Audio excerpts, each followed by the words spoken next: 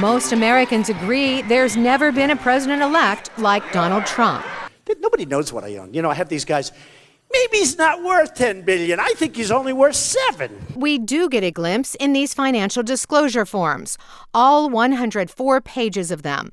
Presidential candidates are required to file these during campaigns, but a little-known gap in the law doesn't require the newly elected president to file an updated form until 2018. And without a tax return, which Donald Trump hasn't released, the information is general. We just don't really have a good handle on what's out there. Trump's interests extend from the Dominican Republic to India to Indonesia and beyond.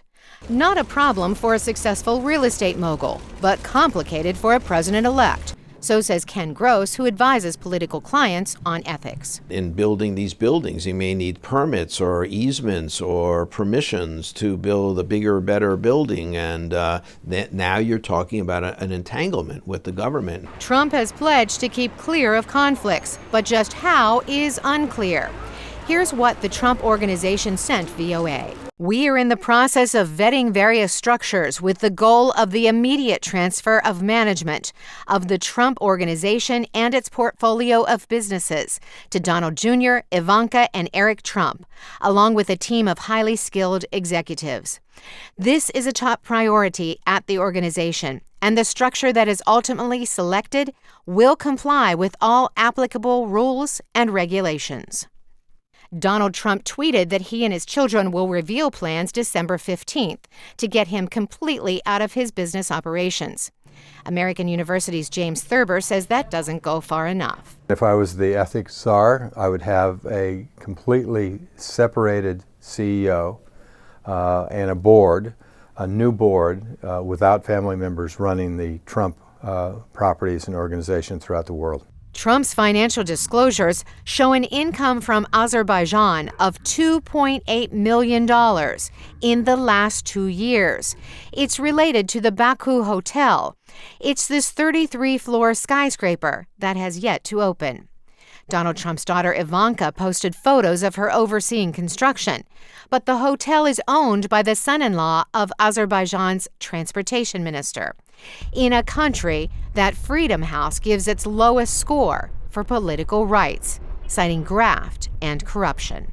The leaders of Azerbaijan, by any measure, are fairly corrupt.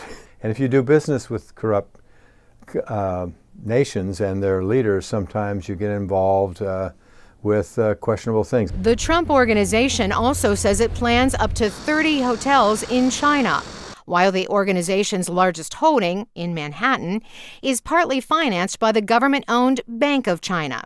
Robert Daly leads the Kissinger Institute on China. This is the one country that has the ability to take on the United States and overtake the United States as the predominant nation on earth. Some analysts question whether it is Trump the businessman or President Trump who will negotiate trade with China. Scott Amy is with the Project on Government Oversight. We have to ensure that any deals that are made, trade agreements, foreign policies, missions, anything that we decide to do internationally is above reproach. How could I dislike China? They pay me a lot of money. The U.S. Constitution mandates that no office holder can receive payments from a foreign government. As such, the Emolument Clause clearly applies. Maryland Senator Ben Cardin says Trump would violate that if he doesn't divest himself entirely of his holdings. You'll never be able to totally convince the public that there wasn't special favors given to your business ventures. It is the first time a businessman with such a vast real estate empire will call the White House home.